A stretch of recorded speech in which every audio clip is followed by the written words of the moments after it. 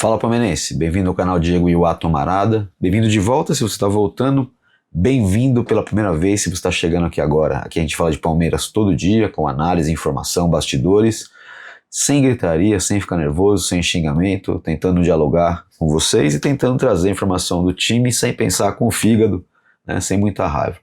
Uma das perguntas que eu ia selecionar hoje, que hoje é especial comentários, comentando comentários, e a gente também traz algumas perguntas, né? Marada, fala que camisa que você está usando, que cada vídeo eu tô com uma camisa diferente. Isso aqui é da minha faculdade, ó, Casper Libero. Me formei na Casper em 2002, num ano que teve grandes estrelas aí. Jorge Nicola era da minha turma, atual diretor de comunicação do Palmeiras era meu amigo, é meu amigo até hoje, diretor de comunicação do São Paulo, Maju Coutinho, que apresenta o Fantástico, Guga Chakra também fazia algumas aulas ali na minha classe. Estou falando no final dos anos 2000, final dos anos 90, começo dos anos 2000, e essa camisa aqui é do time de futebol de campo da Casper Libero, pela qual eu fui um volante bastante limitado e um lateral bastante lento, mas eu sabia cruzar bem, era a única coisa que eu sabia fazer bem. E essa semana, como eu falei, esse episódio é comentando os comentários, e vamos trazer aqui, vamos não correr, são 11 comentários, porque são 11 jogadores que jogam no time. Fiz essa graça um dia que eu selecionei um a mais e inventei isso e agora ficou a tradução. Era para ser 10, vão ser 11. Vou começar pelo VC Neto 67, acho que ele é de 1967, não sei qual é a impressão de vocês. Ele está falando referência à vitória sobre o Vasco. Isso mesmo, impressionante esses 20, 30 minutos do primeiro tempo. Meu ponto de atenção é que quando as mudanças ocorrem, não sinto que nossos atacantes reservas estão nem perto dos titulares. Não vejo que Sousa e Facundo são jogadores que podem trazer algo novo. Me parecem bons para compor o elenco, mas não para mudarem uma partida. Obrigado, VC Neto. Cara, assim, eu acho que assim, o Palmeiras tem um 11 excelente e tem um banco muito bom e qualificado. Alguns jogadores podem mudar, eu acho que o Maurício é um cara que, se ele não começar a titular, ele pode entrar e mudar o jogo. Eu acho que eu entendo que o Facundo pode entrar e mudar o jogo também. Não concordo necessariamente com você não, VC Neto, mas de fato o nível dos titulares hoje está mais alto, né? Mas vamos pensar que o Abel sempre roda, né? Ele roda bastante o time, enfim. Achou-se um 11 ideal, mas eu acho que ele tem opções assim, se não para mudar o time, pelo menos para alterar a característica de jogar. Acho que ele consegue, sim. Ele pode mudar o jogador de posição, né, com o Andrés de 8, o Andrés mais à frente, ele pode mudar e colocar 2 pontas, às vezes precisa de um jogo aberto. Eu acho o Sousa um bom jogador, acho que ele ainda vai dar liga no Palmeiras, não deu, mas eu acho que ainda vai dar. Zaca 007. Diego, na próxima data FIFA, a seleção brasileira vai fazer amistoso na Ásia. Você sabe se seleções Uruguai, Paraguai e Argentina usarão também? Esse é um problema. O Palmeiras na data FIFA tem um jogo com o Juventude. E o Ancelotti não convocou cara nenhum do Palmeiras, aliás, ele não convocou cara nenhum de times do Brasil. Pegou só jogador de fora. Mas Paraguai, Uruguai e Argentina não tem nenhuma obrigação de fazer isso, ainda mais porque o Brasil é de fora para eles, né? Então vamos supor que ele não quisesse onerar ele não quisesse onerar as ligas locais. As ligas do Brasil, azar do Brasil, né? Então vão ser chamados sim, os caras que são normalmente convocados vão ser chamados sim. J. Liras. Essa aqui é sobre o Andrés ter saído, ter que trocar de posição de 10 para 8, enfim, aquela lamentação toda com a lesão do Lucas Evangelista. O J. Liras colocou: calma que o Andrés não conseguiu ser tão efetivo assim. Foram em alguns ótimos momentos de alguns jogos. Talvez a bola passe mais por ele ali no meio. Ele acaba ajudando ainda mais o time. Estou na torcida que, apesar de ser uma alteração forçada, seja uma alteração que acaba melhorando o time. Continuar acreditando no time e no trabalho. Concordo que é possível que ele participe mais do jogo, mas contra o Vasco a gente já viu que ele ficou mais discreto, né? Eu gostei muito dele ali à frente. Acho que o Palmeiras perde e perde 2 vezes, porque sai o Lucas Evangelista, que estava muito bem, e sai o 10 Andréas entre o 8 Andréas. Eu acho que como 10 resolveu-se um problema, né? Porque nenhum meia estava jogando bola. E agora o Andréas entrou jogando. Só que contra o Vasco, o Veiga jogou alguns minutos muito bons. Ele jogou, sei lá, 60 minutos do jogo, se não me engano. 70 minutos, né? Ele sai com 20 do segundo tempo. E ele tá fazendo uma boa apresentação. Nada assim, meu Deus, olha o Veiga voltou. Mas ele fez alguns lances muito bons. Eu acho que ele pode se encaixar nesse time, cara. Tomara que seja o Veiga. Ou o Maurício, acho que vale testar também. 2 bons jogadores. O Veiga que já foi o cara do time, hoje ele é um cara do time, né? Mas acho que isso pode ser bom para ele. Vamos ver. Felipe Grigoletti. Marada, na minha opinião, temos no Brasil o Flamengo, que está acima dos outros, depois Palmeiras e o restante das equipes. Percebo que o Flamengo é uma equipe que teve vários treinadores, desde a saída do Jorge Jesus, e sempre ganha algo, mesmo em momentos de crise técnica. Como o time tem muito talento, aparentemente os próprios jogadores conseguem equilibrar as ações. No Palmeiras, o grande diferencial é o técnico Abel Ferreira, que mesmo sendo questionado por parte da torcida, encontrou soluções inteligentes para lidar com falta de talento em vários momentos. Acredito que se não fosse isso, poderíamos estar no mesmo patamar de clubes de meio de tabela. O que você acha dessa diferença entre os clubes? Podemos dizer que o Palmeiras pode roubar esse protagonismo do Flamengo em algum momento? Cara, eu vejo meio diferente, cara. Eu acho que o grande protagonista do futebol brasileiro nos últimos anos é o Palmeiras, não é o Flamengo. O número de títulos é quase igual, mas ó, vamos pegar de 15 para cá. Então em 15 o Palmeiras ganha a Copa do Brasil, começa a renascer, né? 16 o Palmeiras é campeão brasileiro. 17 o Palmeiras disputa o título com o Corinthians no Brasileiro. 18 o Palmeiras é campeão brasileiro. 19 o Palmeiras vai muito bem, tem a parada da Copa América e aí desanda. Mas mesmo assim o Palmeiras, até faltando umas 5, 6 rodadas, estava disputando o título. Em 20 não, aí o Palmeiras vai mal, tem a pandemia, mas vai mal no Brasileiro, mas ganha Copa do Brasil e Libertadores, né? E Paulista. Então não ganha o Brasileiro, mas olha o protagonismo do Palmeiras aí. 21, ganha Libertadores de novo, em cima do Flamengo.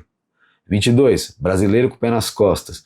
23, Brasileiro com aquela reviravolta absurda, pipocada do Botafogo, mas o Palmeiras ali, ó, coladinho no Botafogo o campeonato inteiro. Foi por isso que possibilitou fazer a remontada, né? 24, no ano passado, o Palmeiras estava com o título na mão de novo e perdeu a final para o Botafogo em casa. Em 23 ganhou a final no Engenhão, que aquele jogo foi a final, né? Dali o Botafogo desmanchou de vez. Ano passado o Palmeiras teve o título na mão contra o Botafogo no Allianz Parque, perdeu por 3-1 e dali o Botafogo foi pro título, né? O Palmeiras é protagonista do ano. O Flamengo, não vejo essa assim. Agora sim, eu acho que o Flamengo constrói elencos mais estrelados. O Palmeiras tem uma filosofia de pinçar jogadores e ir lapidando, às vezes dá certo, às vezes demora. Ao Flaco demorou muito, mas deu certo. Então acho que varia, né? Esse ano o Palmeiras mudou um pouco, trouxe jogadores mais prontos e também acho que era o que faltava. Acho que agora amarrou. E acho que o Palmeiras não está devendo muito pro Flamengo, não, em termos de time. Não está devendo tanto, não. É que esse time do Flamengo tá com uma base mais sólida, de 2 anos mais ou menos jogando mais junto, né? O Palmeiras é um time totalmente novo, basicamente, né? Você para pensar que o Everton já estava, a dupla de zaga já estava, o Piquerez já estava, o lateral é novo, o Aníbal tá há pouco tempo, mas o Andrés é novo. Se o Veiga entrar, tudo bem, que ele já está fazendo um tempinho. O Felipe praticamente está jogando a primeira temporada completa dele, dá para dizer que ele é novo. E o ataque, o Vitor Roque é novo, e o Flaco, esse cara, esse argentino que chegou agora, é novo também, né? Esse cara aí que é o meia. Não, e o Flaco finalmente floresceu, né? Desabrochou. Então não, eu acho que o Palmeiras é bem protagonista, cara. Isaías Narciso 2955. O Marada é aquele cara que se o Palmeiras perder tudo este ano, ele vai dizer, ano que vem a gente ganha. Exatamente, Isaías. Eu não fico com essa pressão de ganhar todo ano, não. Ainda mais entendendo o contexto, né? O Palmeiras está num ano de reforma. O Palmeiras está mudando o time. Isso inevitavelmente tem que acontecer em algum momento. Acho que a condição do Palmeiras ela é errada no sentido de deveria todo ano sair um cara medalhão, sabe? O Palmeiras às vezes não demora para sair, segura os caras. Mas eu acho que aprenderam a lição. Tanto de contratar caras mais preparados, quanto de fazer essa transição mais rápida. Acho que o Palmeiras está chegando nesse ponto. Bruno Coelho, 1914. Marada, vulgo Nostradamus Alviverde. Parabéns pela visão na questão da evolução do time. Acredito que o Palmeiras de hoje é totalmente diferente do Paulista. Totalmente. A começar pela alma do time, né? Aquele time era um time sem alma. Parecia que foi meio no tranco, né? Parece que o Paulista não estava nos planos dos caras disputar, né? E deu errado e o Palmeiras acabou indo para a final com o Corinthians e aí o Palmeiras perdeu muito tempo ali, mas uma coisa que eu digo, né? Será que se tivesse vencido o Corinthians, tinha dado essa reviravolta toda? Será que Flaco Roque faria uma dupla de ataque hoje? As coisas acontecem como elas têm que acontecer, eu acho, né? Mas vamos lá. Se o time já vem jogando muito bem, vencendo. Ontem foi mais um passo na evolução. Foi dia de criar casca. E você tá falando do jogo contra o River Plate, né? Do jogo da volta. Fica muito forte para mim o exemplo do Roque, que chegou jogando meio fora de posição e acanhado. E hoje fazendo um gol fundamental, catimbando e rindo na cara dos argentinos. O Palmeiras precisava de um jogo assim. De fato, acho que esse jogo da volta contra o River Plate deu a chancela, né, para esse time. Esse time tá pronto, tá preparado, virou um time. Isso é legal que eu queria comentar. Virou um time, né? Você percebe que eles são um time. E nos bastidores você percebe que eles estão unidos, a questão do Evangelista, todo mundo muito emocionado, muito tocado por ele sair do time, mas jogadores muito amigos, né? Acho tudo isso muito legal. E, de fato, o Palmeiras precisava de um jogo como aquele contra o River Plate, e veio e o time correspondeu. Vamos lá. Cássio Garcia 273.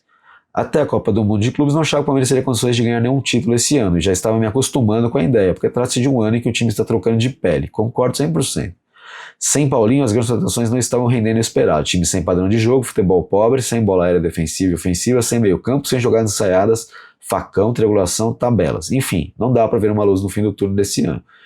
Inacreditavelmente, a coisa mudou da água para o vinho com um toque de mágica. Agora temos Flaco Roque, temos meio campo, chutes de fora da área, jogada aérea ofensiva e defensiva melhoraram muito. Temos 2 laterais apoiadores. Agora sim, acho que nós nos credenciamos para disputar de maneira competitiva os 2 torneios que ainda nos restam. Avante palestra, parabéns pelo excelente trabalho, Marada. Cássio Garcia, primeiro, Cássio, obrigado pelo elogio. Aliás, queria agradecer alguns inscritos que eu encontrei no Allianz Parque na última partida que eu estive lá contra o Vasco. Pô, muita gente legal, cara, veio falar que o trabalho é muito bom. Obrigado, pessoal, obrigado. A gente precisa muito de vocês, da audiência de vocês.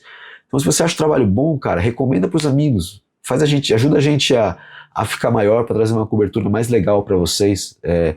É um trabalho independente aqui, a gente praticamente vive dos likes e da audiência de vocês assistirem os vídeos até o fim, dos hypes. É disso que a gente vive. Então a gente precisa muito de vocês. Se vocês gostam mesmo da gente, recomenda para os amigos aí, fala que aqui tem um canal de palmeirense, com formação de bastidores, 15 anos de experiência de setorismo, 25 de jornalismo, para trazer para todo mundo aí informação sem loucura, sem invenção, sem especulação. Gerson França. Será que a melhora do conjunto não passa também para a saída dos 2 melhores jogadores do time, Estevão e Rios? Explico a ironia. Os 2, apesar de ótimos, têm características individualistas, portanto de prenderem a bola por suas qualidades, o que, via de regra, acaba facilitando a marcação adversária. Coletivamente falando, sem os 2, o time teve que aprender a soltar a bola mais rápido, e por isso se encontra mais rápido para jogar. Eu concordo 100%, Gerson. Não sei se tanto pelo que o Palmeiras aprendeu a soltar a bola mais rápido, mas o Palmeiras ficou muito Flaco, muito Estevão dependente e muito Rios dependente. E são o que você falou mesmo, são jogadores que normalmente criam jogadas para eles mesmos, né? Não é jogador de fazer a bola fluir. Os 2, que eram os melhores, eles pegavam a bola e iam driblando para cima, tanto que os 2 eram líderes em dribles na temporada, né, pelo Palmeiras. E o Palmeiras passou a ter um jogo mais coletivo, mas isso não passa só pela saída dos 2. Porque a saída dos 2 motivou o Abel a achar outras soluções também. Então não é que os jogadores realmente, de uma hora para outra, começaram a pensar em soltar a bola mais rápido. Isso é a característica dos caras que entraram. E o sistema tático mudou, né? Com uma dupla de ataque, com 3 meias, sendo o Flaco, esse cara que às vezes ele é meia, às vezes ele é atacante, ele troca de lugar com o Vitor. Mudou a característica como um todo. Mas eu acho que o mais interessante é não ter mais 2 pontas abertos, porque aí o Tigrinho passou a jogar, né? O Tigrinho precisa de alguém perto dele, né? O Tigrinho não pode jogar. Ele joga com essa bola espetada ali para correr nas costas da zaga, beleza, um cara de infiltração, só que ele joga também de outros modos, né? Ele precisa de uma aproximação, de uma tabela. O Palmeiras fez uma jogada no segundo tempo contra o Vasco, com uma tabela dos 2, que é o lançamento do Flaco para a direita. O Vitor Roque, parece que eles vão trombar, mas na verdade é inteligência, cara, porque o Roque meio que vai na direção dele, ele dá o calcanhar para o Roque, e depois o Roque devolve para ele cruza. Cara, é uma jogada assim que não sairia no esquema antigo de pontas, porque não tinha essa aproximação, né? Gosto muito mais do Palmeiras como está hoje. Carlos Felipe Nascimento, a história da Libertadores de 23 poderia ser diferente com o Flaco e Endrick. Olha, ali o Abel errou, cara. O Abel errou na Libertadores de 23, errou. Quando o Dudu saiu, ele errou, trocando o Arthur de lado, esquemou o Arthur foi vendido por causa disso. O Abel achou que ele não era versátil, deu tudo errado ali. Naquela Libertadores, e aí quando o calo apertou, ele meteu o Kevin e o Endrick para jogar. E aí, pô, realmente, eu não acho que Flaco e Endrick poderia mudar, que o Flaco não tava jogando essa bola toda, mas o Endrick poderia ter entrado antes, sim. E aí foi, essa Libertadores tá bem na conta do Abel, cara, assim, tá bem na conta do Abel. Tinha o Luiz Guilherme também, que ele usou pouco, aí ele errou, cara, ele ficou insistindo em Veiga mal, ele ficou insistindo em Arthur do lado errado, em Rony, ali ele errou. Eduardo N377H. Bom dia, Diego. Muito feliz com a classificação, tá falando do River, mas gostaria de destacar o que vem percebendo no time desde o Mundial. Em alguns momentos, o Abel e a comissão acabam overthinking o plano de jogo, tipo, colocando muito pensamento, muita coisa no plano de jogo, um excesso de planejamento, muitas vezes simplificar a melhor solução. Concordo. É natural, tudo que o Abel e sua equipe vem vivendo nesses 5 anos no topo é novidade para eles. Acredito que com o tempo o Abel, que é muito inteligente, mas ainda carrega certa inexperiência, vai amadurecer nesse aspecto. De qualquer forma, a vitória de hoje deixou ainda mais evidente a qualidade do elenco, que é infinitamente superior à dos últimos anos. Concordo com tudo, concordo que às vezes eles overthink mesmo, concordo que essa mania de ficar variando de jogo para jogo nem sempre dá certo, isso funciona com uma equipe que é muito consolidada. Mas ó, o Palmeiras manteve um padrão nos últimos 7, 8 jogos, ou como melhorou? Porque aí vai crescendo em cima de uma proposta, entendeu? É muito melhor. Marcos 0F8WG. O Palmeiras apresentou algumas falhas, podendo ter comprometido, como na final do primeiro tempo, quando o Everton salvou o Palmeiras em um lance cara a cara, jogo do River de novo. Achei bom o Abel ter mencionado durante a entrevista coletiva os xingamentos absurdos que recebeu de parte da torcida. Concordo, acho que dá pra xingar o Abel sem ter ido tão longe, cara. Acho que foi muito longe os xingamentos, cara. Acho que é um bom momento para reflexão sobre essa cultura ridícula que existe no futebol. Nenhum jogador ou técnico merece ser xingado, muito menos que ele é o melhor de todos os tempos. Do Palmeiras, acho que ele é o melhor de todos os tempos, cara. Não só o Abel, eu também estou muito decepcionado com essa parte ingrata e sem noção da torcida. Bom, realmente, acho que às vezes tem um abuso, tem um exagero da torcida. O caso do Abel, para mim, foi um exagero, porque o cara que sempre mostrou compromisso com o Palmeiras, dedicação, seriedade, e entendo que o Palmeiras agora está muito melhor e passa também por essa tranquilidade que está sendo dada para o Palmeiras, para os jogadores poderem evoluir, beleza? Agradeço vocês que chegaram até aqui, muito obrigado por ter assistido ao vídeo, pedi para você se inscrever, curtir, compartilhar, deixar seu like, e semana que vem tem mais comentando nos comentários. Um abraço e vejo vocês no próximo vídeo, até lá!